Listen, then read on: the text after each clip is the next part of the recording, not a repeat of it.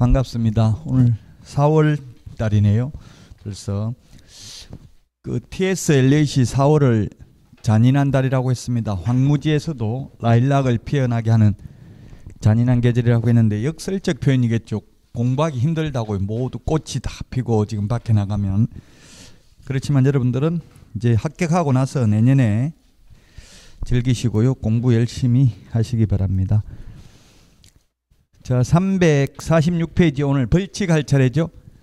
예, 벌칙은 이거 사실 단순히 암기하는 내용입니다. 논리적으로 왜 이거는 3년 이하의 징역이나 3천만 원 이하의 벌금이냐 이렇게 논리적으로 따질 수 없고 제형 법정주의입니다. 법조문에 있는 대로 처벌할 뿐입니다. 그래서 이건 사실 판사도 검사도 암기 다 못합니다. 근데 우리는 시험 공부해야 되니까 암기를 다 해야 됩니다. 판사도 그냥 법조문 보고 판결하면 되니까 양형기준 보고 걱정할 게 없는데 우리는 시험 공부니까 이런 걸 시험에 내는 이유는 이런 짓을 하지 말라고 시험에 내겠죠. 이제 이런 처벌 규정이 있다는 걸 자꾸 인식시켜서 사전에 불탈법 행위를 예방하고자 하는데 그 취지가 있을 것입니다.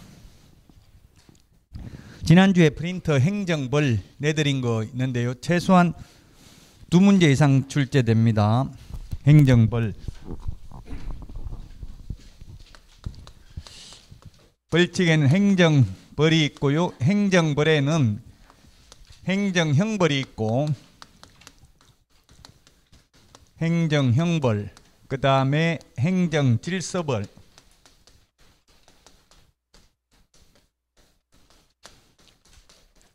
행정형벌은 형법 총칙에 보면은 9가지를 행정형벌로 열거하고 있습니다. 사형, 징역, 금고, 자격상실, 자격정지, 벌금, 구류, 과료, 몰수가 있는데 암기할 필요 없고 우리 공인중개사법에는 형벌이 징역하고 벌금을 형벌이라고 합니다. 그 다음에 질서벌이라는 것은 직접적인 행정 목적을 침해하는 데는 이르지 아니하고 질서를 안 지키는 사람, 게으른 사람, 해태하는 사람에게 부과하는 것으로서 과징금, 세법의 가상금, 취득세의 가상금 있죠? 가상금, 그 다음에 과태료 이런 것들이 질서벌입니다. 질서를 안 지키는 사람, 세금 내라고 한 날짜까지 안 낸 경우 이게 질서벌인데 우리 질서벌은 과태료, 공인중개사법에는 과태료밖에 없습니다. 그 다음에 행정형벌은 징역, 벌금입니다. 이 두 개를 형벌이라고 합니다. 자, 그래서 행정형벌에는 가장 무거운 게 공인중개사법에서는 3년 이하의 징역이나 3천만 원 이하의 벌금, 그리고 1년 이하의 징역이나 1,000만 원 이하의 벌금, 질서벌에는 500만 원 이하의 과태료, 100만 원 이하의 과태료입니다. 모두 이하입니다. 이하. 시험에 이상이라고 X로 나온 적이 있어요. 형법에서는 살인죄는 사형 무기징역 5년 이상 유기징역에 처한다 이렇게 했고요. 존속살인죄는 7년 이상 유기징역입니다. 우리나라는 존속을 살해하면 더 무겁게 처벌하죠. 비속 살해하는 것은 무겁게 처벌하지 않습니다. 비속은 자식 죽이는 것은 일반 사람 죽이는 거나 똑같다고 처벌 규정이. 근데 부모님 죽이면 일반 사람 죽이는 것보다 무겁게 처벌한다고요. 우리나라에서는. 유럽 같은 데는 또 비속을 살해한 걸 더 무겁게 또 처벌하는 나라도 있더라고요. 그거는 법을 만들기 나름이죠. 법이 반드시 진리에 부합하는 것만은 아닙니다. 그 시대 상황을 반영해서 만드는 거니까. 자, 그 다음에 징역하고 벌금 둘 중에 하나입니다. 우리 공인중개사 시험에는 징역 또는 벌금인지 징역과 벌금을 병과하는 것은 없습니다. 둘 다 부과하는 건 없습니다. 다른 저작권법 같은 데에서는 저작권법 위반하면 5년 이하의 징역이나 5천만 원 이하의 벌금을 병과합니다. 징역도 가고 벌금도 냅니다. 저작권법은. 그런데 우리 공인중개사법에서는 징역 또는 벌금이고요. 전부 이하입니다. 이하, 이상은 없고요. 먼저 또 징역과 벌금 병과하는 경우 없고 그 다음에 벌금과 과태료를 병과 같이 부과하는 경우도 없습니다. 자, 우리 교과서는 347페이지 그리고 그 행정벌 프린터도 내렸고요. 또 우리 핵심 비교 정리 프린터도 21번입니까? 핵심 비교 정리 프린터는 몇 번에 있어요? 21번 맞는지 한번 보세요. 맞아요? 21번. 예, 그래서 3년 이하의 징역이나 3천만 원 이하의 벌금, 무부관직상투 시공시 이렇게 암기하도록 하겠습니다. 이 관직상투는 매무수거 관직상투 우리 핵심 비교 정리 프린터 11번에 금지행에서 이미 했습니다. 앞에서 금지행에서. 자, 무가 뭐냐면 무등록 중개업자입니다.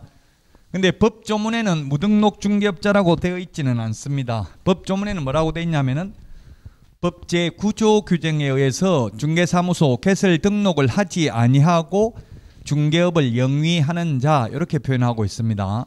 그걸 그냥 줄여서 무등록 중개업자, 무등록업자 또는 무등록 개업공개사 뭐 이런 식으로 편의상 표현을 하고 있습니다. 그 다음에 거짓 부정한 방법으로 등록을 한 경우, 거짓 부정한 방법도 부정이라는 말 들어가는 걸 전부 55번에 프린트에 다 정리를 해놨잖아요. 핵심 비교 정리 프린트 55번에. 그 55번에 거짓 부정한 방법을 다 정리해놨는데요. 55번에 1, 2, 3번 특히 주의하십시오. 부정한 방법으로 등록하면 등록도 취소하고 3년 이하의 징역이나 3천만 원 이하의 벌금에도 처합니다. 근데 시험에 이게 나왔는데, 근데 부정하게 자격 지정하면 자격만 취소합니다. 부정하게 지정받으면 지정만 취소합니다. 징역 벌금은 없다고요? 근데 부정하게 등록하면 징역 벌금도 받아요. 왜 그러냐, 이게 참 논리적으로 설명하기가 어려운 부분이니까 어렵다는 이야기, 단순히 암기해야 되니까 법을 만든 사람의 입법어도 왜 이렇게 만드는지 물어봐도 아무도 안 알려줘요. 그래서 논리적으로 보면 다 뭐 부정이라는 말 들어가는 게 다 똑같지는 않습니다. 나머지는 거의 징역 벌금은 없습니다. 부정한 방법으로 등록하면 징역 벌금이고요. 그 다음에 분양 관련 증서 매매를 업으로 하거나 중개하는 행위, 일명 딱지, 물딱지, 조개딱지, 주택 상환 사채라든지 철거민 증서, 청약 통장 알선하는 거, 이런 것들이 해당이 될 것입니다. 자, 그 다음에 의뢰인과 직접 거래. 의뢰인한테 싸게 직접 샀다가 비싸게 직접 되팔고 이런 거 안 됩니다. 그렇게 안 되도록 하는 이유는 의뢰인에게 불측의 피해를 입히는 것을 방지하기 위해서 그렇습니다. 그 다음에 의뢰인 쌍방을 대리하는 행위, 탈세 목적으로 미등기 전매 등 투기를 조장하는 행위입니다. 투기 조장, 비록 전매 차익을 올리지 못했다 하더라도 미등기 전매하면 취득세를 탈세할 목적이 있었죠. 양도소득세는 지금 5월 대통령 취임 5월 9일 날 하면 10일부터 한시적으로 1년간 중과세를 유예하겠다. 이거는 거의 확정적이에요. 왜냐하면 이거는 법률을 개정해야 되면 민주당에서 안 해줄 수 있는데 법률 개정사항이 아니라 시행령만 바꾸면 되니까 적용시킨 시행령은 뭐 국무회의 의결 거쳐서 국회 동의받지 않아도 가능하기 때문에 한시적으로 1년간 지금 2주택이면 20%, 3주택이면 30%를 중과세하죠. 6%에서 45%까지잖아요. 지금 양도소득세가 6단계 초과 누진세율을 적용하고 있는데 그게 한시적으로 1년간만, 지금 빨리 다주택자들 1년 안에 팔아라는 이야기죠. 다 동시에 팔려고 내놓으면 수요 공급 법칙에 의해서 또 가격이 내려갈 가능성은 있기는 합니다. 근데 그건 지켜봐야 되죠. 또 시장에서 어떻게 반응할지. 자, 그 다음에 시세에 부당한 영향을 미치는 행위를 한 개업공개사 등입니다. 거짓으로 계약이 성립된 것처럼 꾸미는 행위 등이 되겠고요. 그 다음에 공동중개 제한, 왕따시키는 것, 단체 구성은 이외의 자와 공동중개 제한. 이게 법을 이렇게 만들고 나니까 요즘은 왕따가 좀 많이 형식적으로는 완화됐더라고요. 실질적으로 몰래 하는 거는 있어도. 옛날에는 이게 굉장히 심했습니다. 친목회 회원업소들끼리만 공동중개를 하고 비회원하고는 공동중개 안 하고 이렇게 하면 3년 이하의 징역이나 3천만 원 이하의 벌금, 공동중개 제한입니다. 누구든지 시세에 부당한 영향을 미칠 목적으로 개업공개사 등의 업무를 방해하는 행위입니다. 우리 아파트도 7억으로 올려라. 지금 통계를 보니까 2천이 집값 수도권에서 최고 많이 올라간 데가 2천이더라고요. 그게 올라간 이유를 그는 알 수는 없지만 분석은 비규제지역이니까 그렇다는 게 많아요. 규제지역, 지금 투기과일지구, 조정대상지역 이런 데는 굉장히 규제가 많거든요. 대출도 많이 안 되고 뭐 세금도 그 일시적 2주택 이런 것도 1년 안에 팔아야 되고 규제 지역은 여러 가지 그런 게 있는데 이천은 아마 그런 게 없어서 굉장히 집값이 올라가고 있다. 자꾸 올라가면 또 투기 뭐 이런 조정 대상 지역 이런 걸로 지정할 수도 있습니다. 무부관직상투 시공시 3년 이하의 전역이나 3천만 원 이하의 벌금 같이 한번 해봅시다. 무부관직상투 시공시 시작. 예, 2000이 수준이 최고 높은 것 같아요. 다른 데는 따라하라고 해도 읽지도 못해요. 나이 많은 분들 많은 데는 2000이 집값이 올라가서 그런지 몰라도 여러분들도 수준이 높은 것 같아요.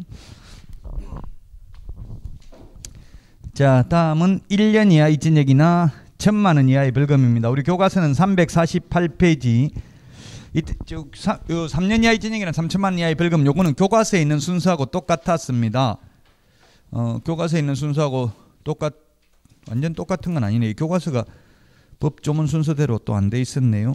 그 2번 1년 이하의 전역이나 1000만 원 이하의 벌금 요거는 순서가 제가 그냥 암기하려고 교과서 순서하고 다릅니다. 순서가 유사명칭이 2개, 이중이라는 말 들어가는 게 2개, 그 다음에 유사, 이중, 양도, 대여라는 게 2개입니다. 임정, 비광, 매무, 수거.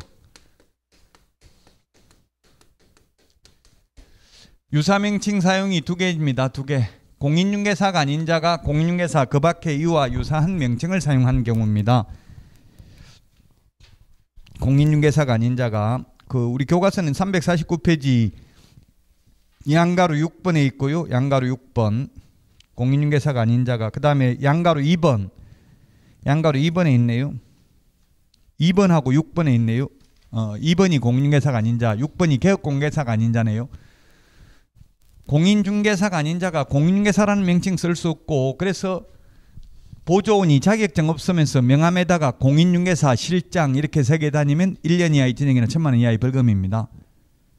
그 다음에 또 공인중개사 자격증 없는 사람이 자격증 빌려서 중개업을 하는 분이 행복공인중개사 사무소 대표자를 가리키는 명칭 쓰면 안 됩니다. 대표, 사장, 회장, 소장도 안 됩니다. 중개사무소니까 소장 이런 말을 쓰면 안 된다고 자격증 없는 분은 판례가.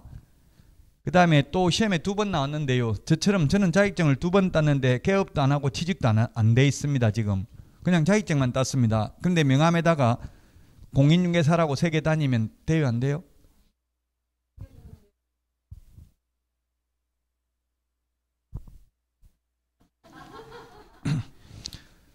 네 맞습니다. 됩니다. 잘 하셨어요. 됩니다. 자격증 땄어요. 그래서 땄다고 미리 말씀드린 거예요. 자격증 있는 사람은 공인중개사라고 해도 돼. 저도 명함에 공인중개사 부동산학 박사 박용덕 이렇게 해가지고 주뜸한 사람들이 재수 없다고 해서 이제 뺐어요. 공인중개사 잘난 척 한다고 해서 그래서 공인중개사 뺐는데 그 수도 상관없어요. 그렇게 해가지고 주도 자격증 있는 사람은 시험에 2번 나왔어요. 자격증 있으면 공인중개사는 자격증을 딴 사람이 공인중개사니까 공인중개사는 말은 써도 된다고요. 개업 안 해도 취직 안 해도. 다만 개업을 안 했는데 무슨 중개사무소 대표 이런 말은 쓰면 안 되겠죠. 자격증 있어도. 예, 공인중개사라는 말은 써도 됩니다. 자, 그 다음에 2번째 6번에 있는 우리 교과서는 6번에 있는 개업 공인중개사가 아닌 자가 공인중개사 사무소 또는 부동산 중개. 그래서 지금 인터넷에 아마 휴대폰으로 여러분들이 치보면 트러스트 부동산 한번 치보세요. 이게 트러스트 부동산 이게 변호사가 운영하는 중개사무소 이름입니다. 근데 자격증 없는 그냥 변호사 자격증 가지고 이렇게 했다가 서울고등법원으로부터 벌금 500만 원 선고받았어요. 1년 이하의 전역이나 1000만 원 이하의 벌금이니까 꼭 1000만 원 선고해야 되는 건 아니죠. 1000만 원 이하니까 500만 원 선고할 수도 있잖아요. 그래서 대법원의 상고를 포기하고 확정됐어요. 이 판결이. 하급심에서도 마찬가지였고요. 트러스트 부동산, 발품 부동산, 부동산 카페. 즉 개업 공개사가 아닌 사람은 부동산이라는 말을 쓸 수 없다고. 간판 같은데 유리창에다 이렇게 선팅해가지고 붙이면 안 된다고. 부동산이라는 말을 개업 공개사 아니면. 트러스트 부동산 안 나와요? 트러스트 부동산 벌금 500만 원 벌금 치보면 나올 거예요. 지금은 트러스트 부동산이 대표이사 사장을 자격증 있는 사람으로 선임해가지고 지금은 적법한 중개법인이에요. 근데 아마 트러스트 부동산 벌금 500만 원 치보면 나와 있을 거예요. 서울고등법원에서 확정됐습니다. 그래서 결론은 공인중개사 아니라 개업 공인중개사가 아닌 자는 부동산이라는 명칭을 쓸 수 없다. 부동산 중개 또는 공인중개사 사무소 이런 말을 쓸 수 없습니다. 개업 공개사 아닌 자는. 자, 그 다음에 이중등록, 이중소속, 이중사무소는 1년 이하의 지정이나 1,000만 원 이하의 벌금입니다. 그러나 우리 프린터 핵심 비교정리 프린터 53번에 표 밑에 이중이라는 말 들어가는 게 5개가 있는데 4번에 이중계약서와 5번에 이중지급은 징역벌금 대상 아니죠? 이중계약서, 다운계약서 적어도 징역벌금 대상 아닙니다. 프린터 53번 표 밑에 동그라미 5번까지 있잖아요. 거기에 1번부터 3번까지만 1.1이라고 적어놓은 게 1년 이하의 징역이나 1,000만 원 이하의 벌금입니다. 혹시 오늘 제 강의 처음 듣는 분 손 들어보세요. 없으시죠? 처음, 1.1. 왜냐면 1.1 이런 게 뭔지 처음 듣는 분은 안 적혀 있으니까 말을 다 줄여놨기 때문에 그 핵심 비교정리 프린트 두 장에다가 한 과목 나올 수 있는 거 거의 80%를 적어놨기 때문에 말을 줄여놨으니까 무슨 말인지 자꾸 교과서 같은 걸 찾아보고 아니면 저한테 물어보든지 옆에 분한테 먼저 물어보세요. 일단 무슨 뜻인지 모르는 거 있으면. 자, 이중이 있고 양도대여가 2개가 있습니다. 자격증 양도대여, 등록증 양도대여. 양도대여 한 자, 양수대여 받은 자 똑같습니다. 즉 빌려준 사람, 빌린 사람 똑같다고요. 처벌규정이. 시험에 돈 안 받고 빌려준 거는 괜찮다. 허가받아서 빌려주는 거는 괜찮다. 일시적으로 빌려주는 거는 괜찮다. X로 다 출제됐어요. 어떠한 경우도 양도대여 안 됩니다.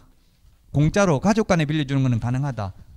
다 X입니다. 시험에 나오면 절대 안 됩니다.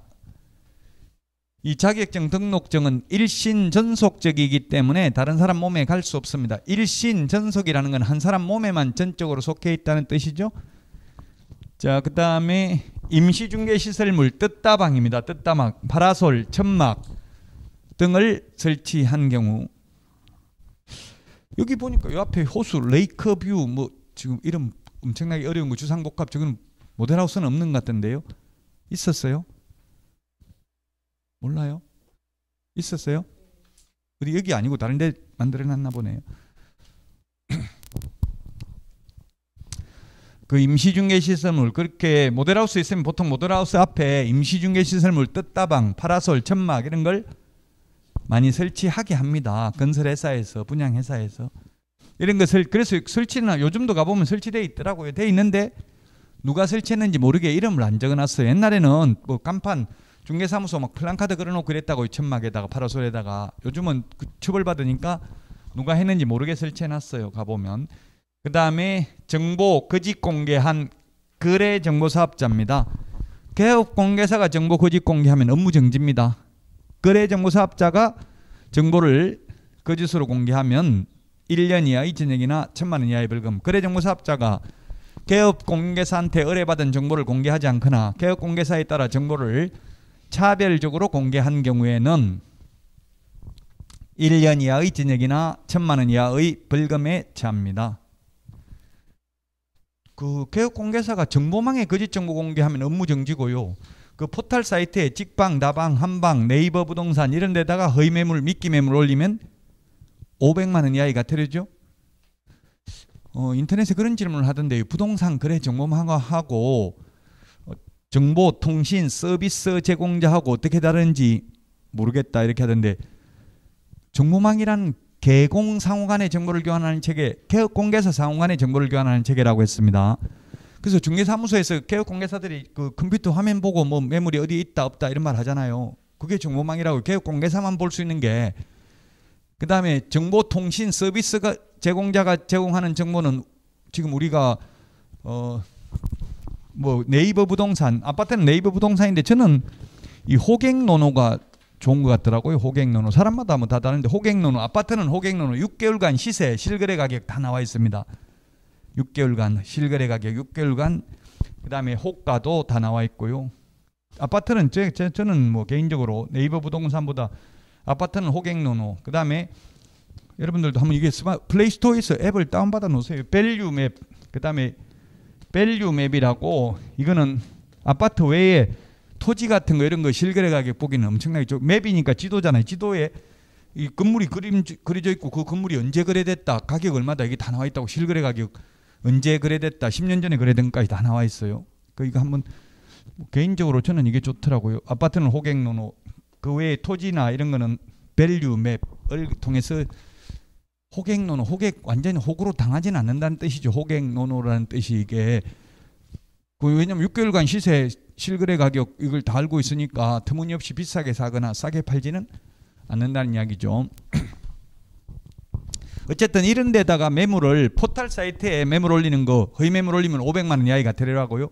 정보망이 아니라고 했죠. 그런 거는 네이버 부동산은 일반인들도 다 볼 수 있으니까. 그 정보망에다가 거짓 정보 공개하면 업무정지, 개업 공개사는.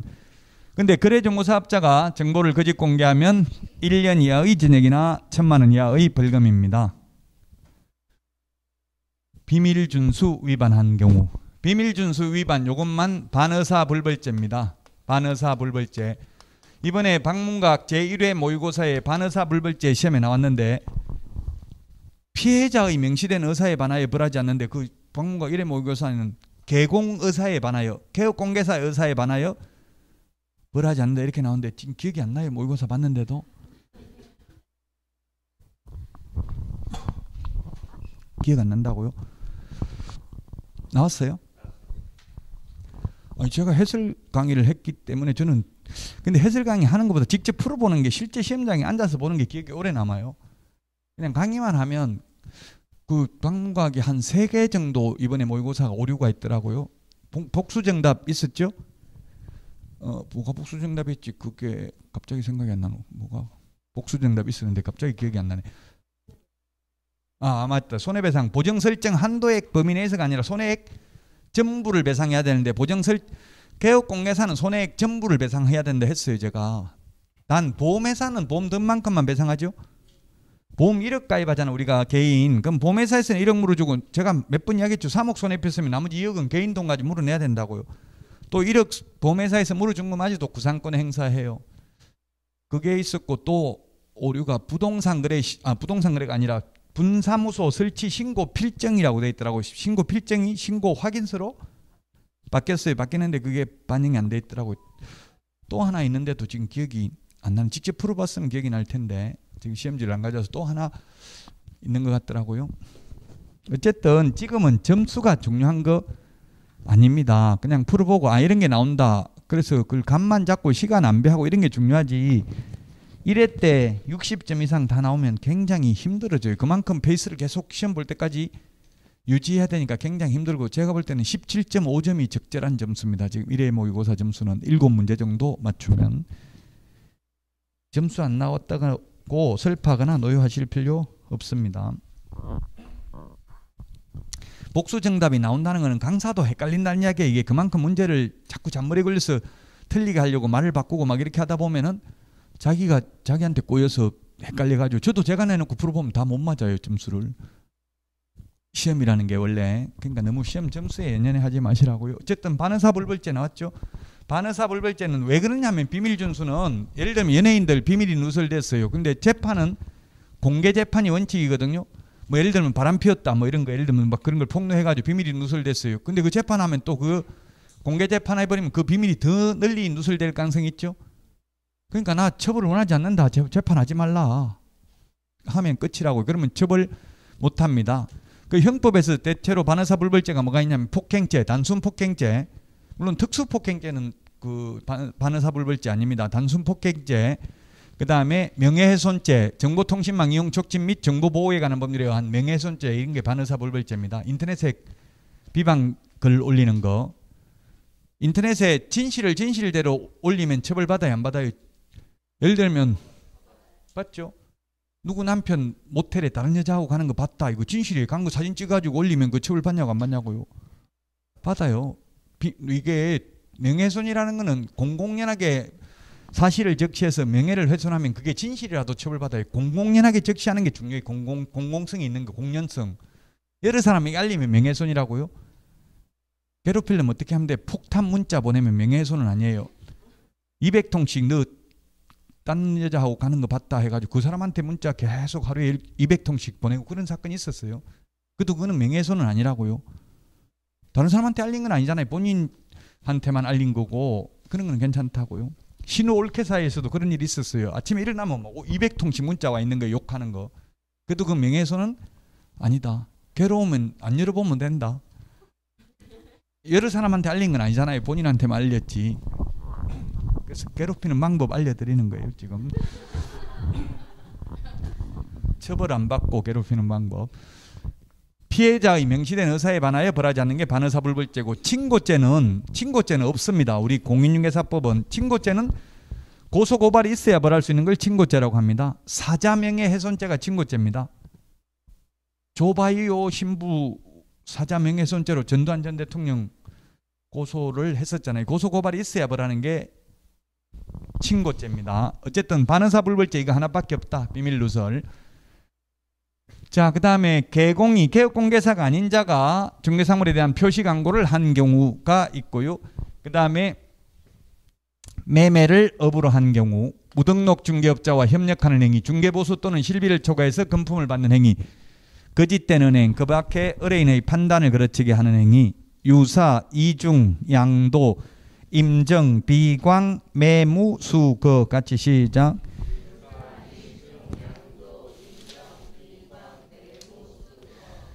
참 잘했습니다.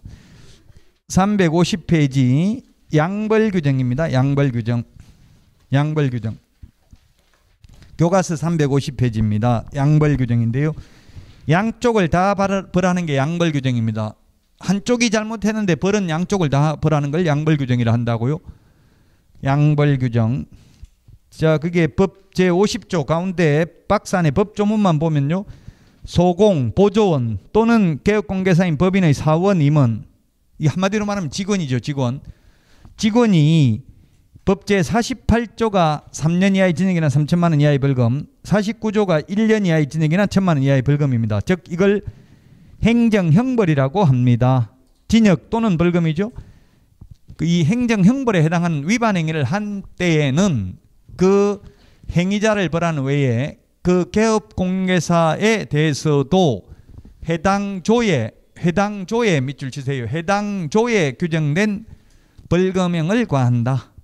시험에 똑같은 액수의 벌금형에 과한다. 액수. 즉 직원이 잘못해가지고 직원이 비밀 누설해가지고 벌금 1,000만 원 선고받았다 하더라도 사장은 1,000만 원 이하 벌금 선고받는다고 100만 원 받을 수도 있다는 이야기죠. 똑같이 1,000만 원 받는 게 아니고 무조건 해당 조에 규정된 벌금형입니다. 동일한 액수 벌금이 아니고요. 원래 선고형은 판사 마음이잖아요. 판사가 1,000만 원 선고할 수도 있고 100만 원 할 수도 있다고요. 시험에 동일한 액수의 벌금형에 처한다. 액수. 그리고 직원 잘못으로 사장이 징역 가는 일은 절대로 없다. 벌금만 받습니다. 만약 직원 잘못으로 사장이 징역 갈 수도 있다고 하면 여러분들은 불안해서 직원 고용 못하겠죠? 괜히 직원 고용했다가 역선택 당해가지고 징역 갈 수도 있으니까. 다만 개업공개사가 그 위반 행위를 방지하기 위하여 상당한 주의와 감독을 게을리하지 아니한 경우에는 그러하지 아니하다. 즉 과실이 없으면 양벌규정에 의해서 벌금을 받지 않는다는 이야기입니다. 즉 형사책임은 과실책임이고 민사책임, 행정상 책임은 무과실책임입니다. 자, 과실책임, 무과실책임 중에서 뭐가 더 무거운 거예요? 무과실. 과실 없어도 책임져야 된다고요? 그 민사책임, 행정상 책임은 즉 직원이 민사상 손님에게 손해를 입혔다면 사장은 자기 잘못이 없어도 손해배상을 해야 됩니다. 그러나 양벌규정은 과실이 있는 경우에만 형사처벌 받습니다. 벌금을. 행정상 책임도 무과실 책임입니다.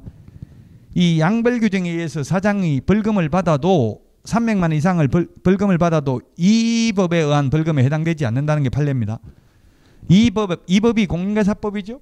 이 법 위반해가지고 300만 원 이상 벌금 받으면 3년간 결격사유잖아요. 그러나 직원 잘못으로 300만 원 이상 벌금 선고받아도 3년간 결격사유에 해당하지 않는다. 만약 해당한다고 하면 역선택을 당할 수도 있다고. 경쟁업소에서 일부러 위장 취업시켜가지고 벌금 300만 원 이상 받게 해가지고 3년 동안 망하도록 개업도 못하도록 만들 수 있겠죠. 그래서 판례가 직원 잘못으로 벌금 받아도 이건 결격 사유에 해당하지 않는다는 게 판례고요.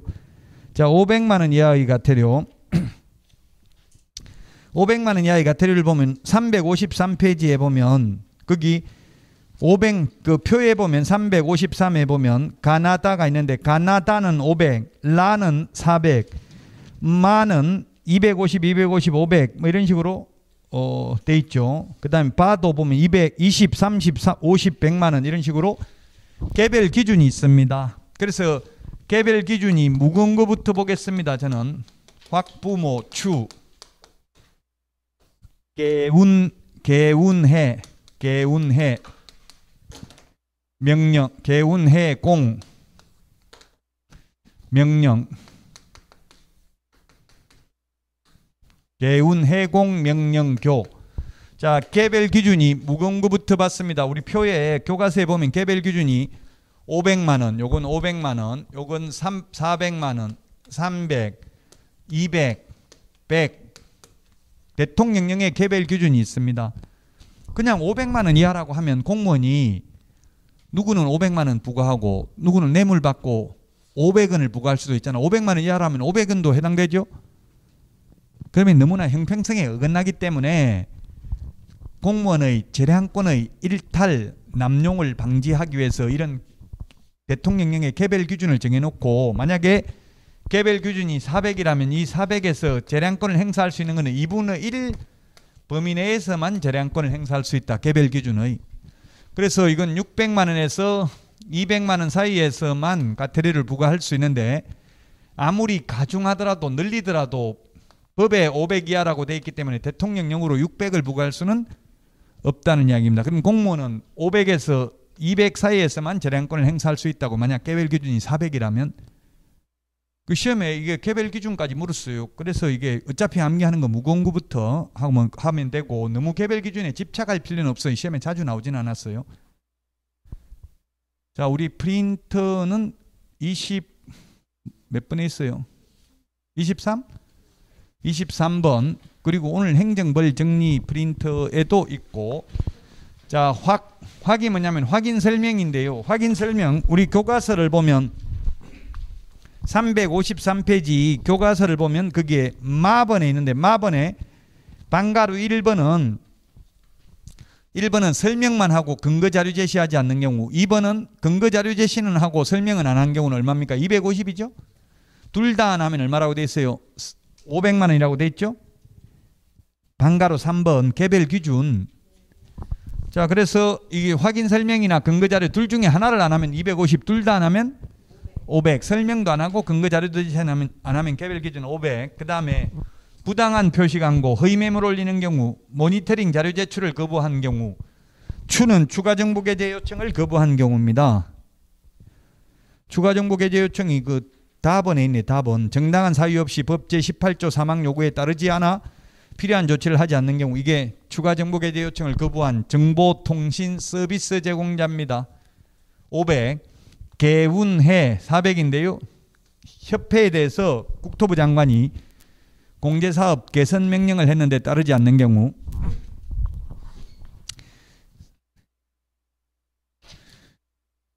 그게 어디 있어요? 지금 그 다음에 해임 징계 요구, 운영규정 위반. 운영규정 위반은 이 교과서에 다 있죠. 운영규정 위반은 400이 어디 있어요? 라에 있나?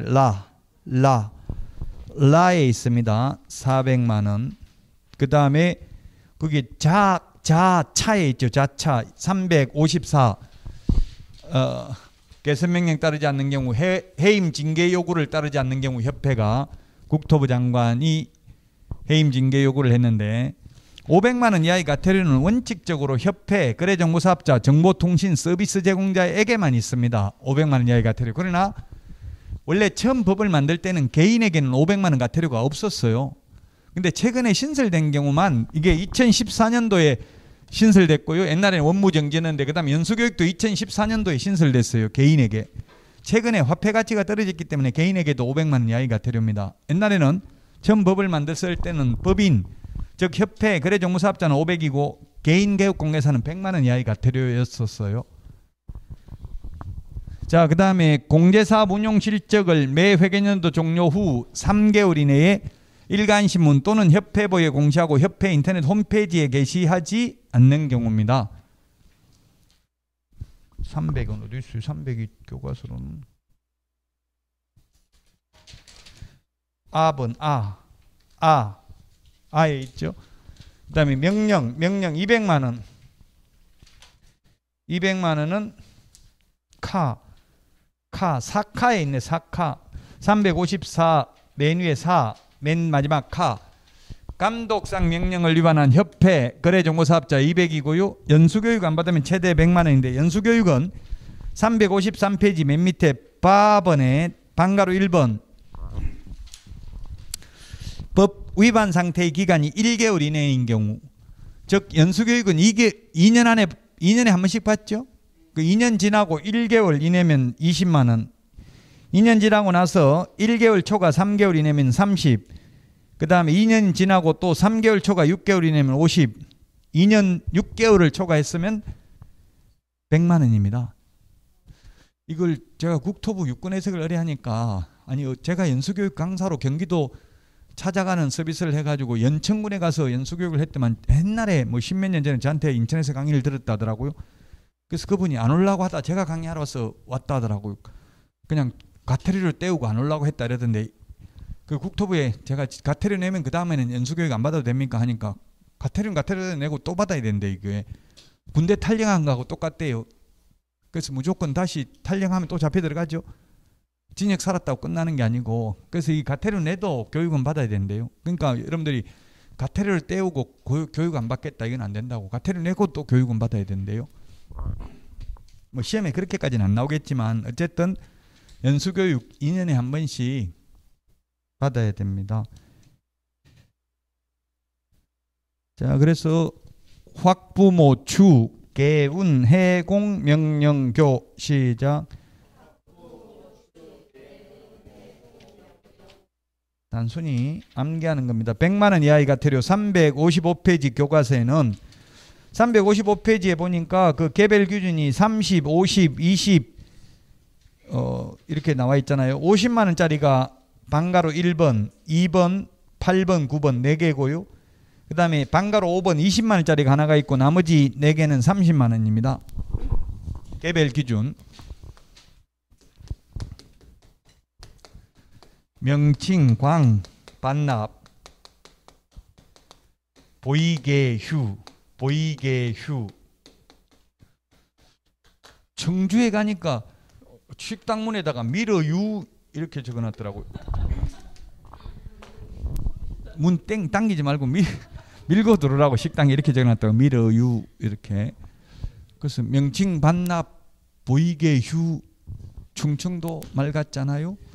명칭, 광, 반납, 보이개휴. 자, 명칭 표시 위반입니다. 명칭 표시 위반. 개업공개사 사무소 명칭은 공인중개사 사무소 또는 부동산 중개라는 명칭을 사용해야 됩니다.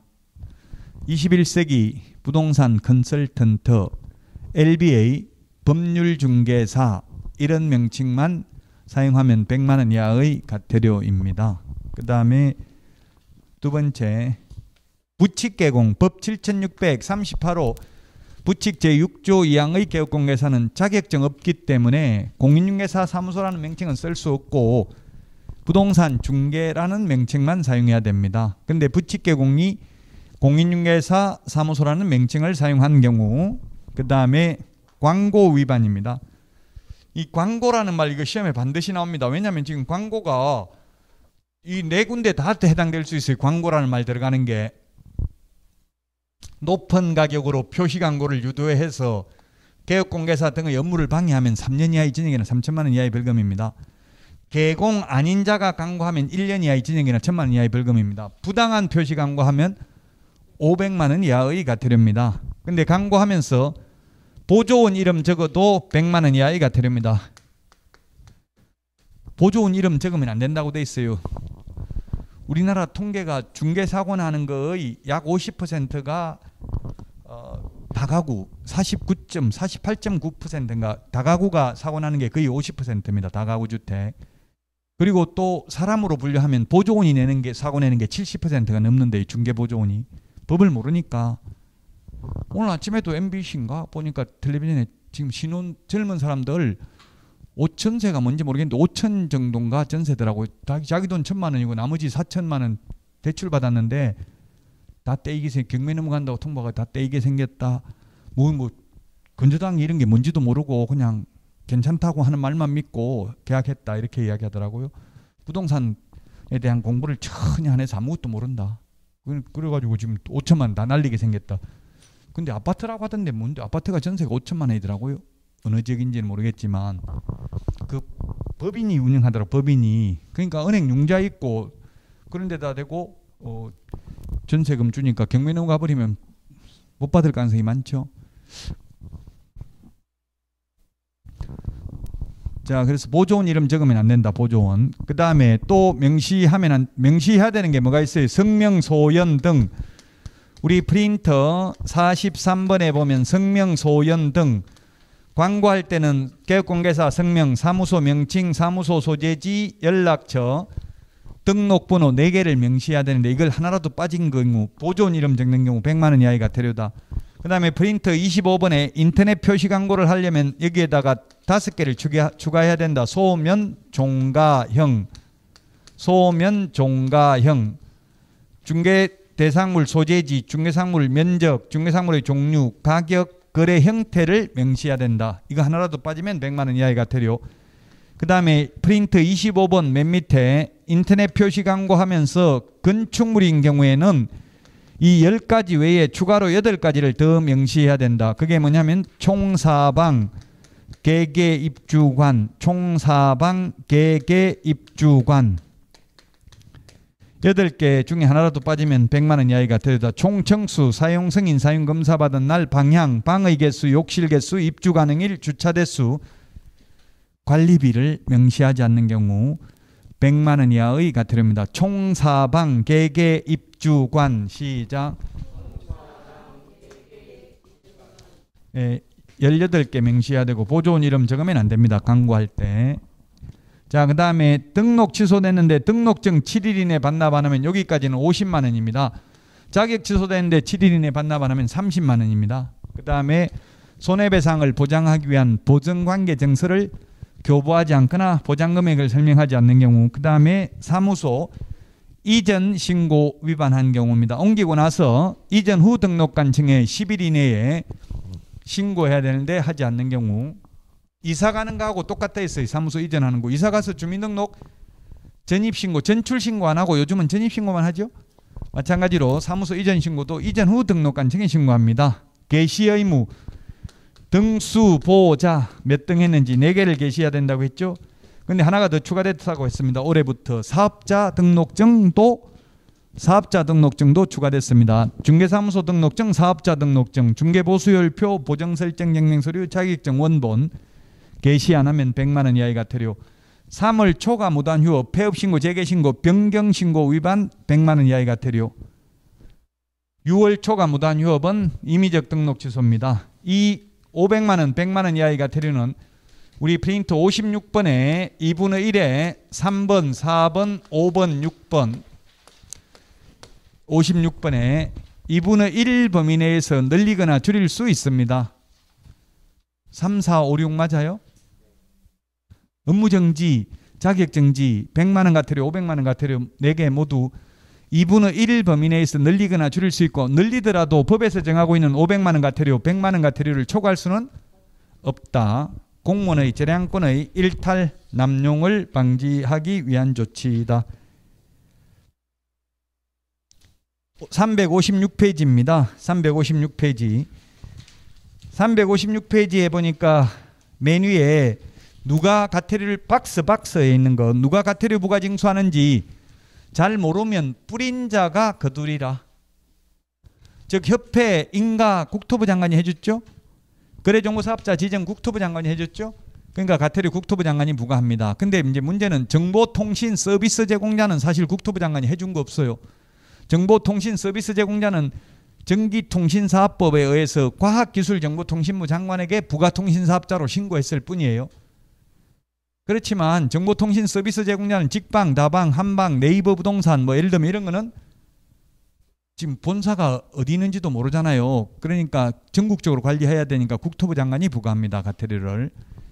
자, 그 다음에 시도지사가 하는 거는 연수교육 시도이사가 실시하기 때문에 연수교육 안 받으면 시도이사가 과태료 부과하고요. 자격취소 시도이사가 하기 때문에 자격증 7일 이내에 반납 안 하면 시도이사가 부과하겠죠. 그거 빼고는 전부 등록관청이 부과합니다. 그런데 조금 이따 오늘 하게 되는 부동산 거래 신고 등에 관한 법률 과태료는 모두 신고관청만 부과합니다. 부동산 거래 신고 등에 관한 법률에서는 국토부 장관이나 시도이사가 부과하는 게 없다고요. 근데 공인중개사법은 시도이사나 국토부 장관이 과태료 부과하는 것도 있다는 점을 주의하십시오. 자, 여기까지가 거의 한 28문제, 27문제 이 정도 공인중개사 법령이 거의 최근에 27문제 정도 이렇게 출제됩니다. 그리고 작년에 지금 앞으로 할 부동산 거래, 이번 지금 할 부동산 거래 신고 등에 관한 법률 8문제 합해서 작년에 35문제가 법령에서 출제됐습니다.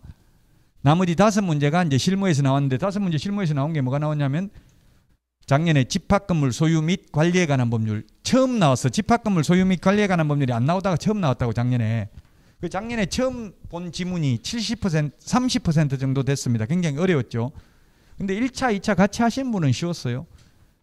통합교과형이기 때문에 1, 2차 같이 하는 분이 더 유리할 수 있어요. 2차만 한다, 1차만 한다 별로 바람직하지 않아요. 뭐 2차만 하는 건 상관없겠지만 1차만 할 필요는 진짜 없어요. 왜냐하면 1차 시험 학개론의 공법이 나온다고요. 그러니까 통합교과형이니까 같이 하는 게 좋아요. 2차 시험에 이번에 작년에 집합건물 소유 및 관리에 관한 법률, 부동산 실권리자 명의 등기에 관한 법률, 주택임대차, 상가임대차, 경매, 매수신청 대리 이렇게 이런 부분이 출제됐습니다.